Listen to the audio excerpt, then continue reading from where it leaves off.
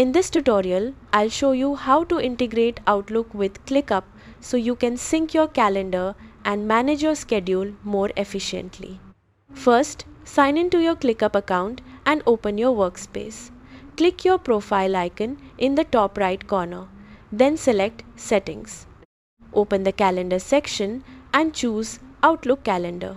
Click Connect or Create Personal Connection to start the integration.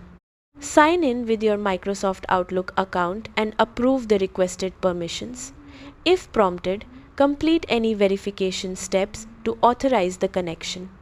Wait a few moments while ClickUp syncs your Outlook calendar. Once the connection is complete, your Outlook events will appear alongside your ClickUp tasks, helping you manage meetings and deadlines in one place. If you ever need to disconnect or change the connected Outlook account, you can return to the same calendar settings and manage the integration. That's how to integrate Outlook with ClickUp. Thanks for watching.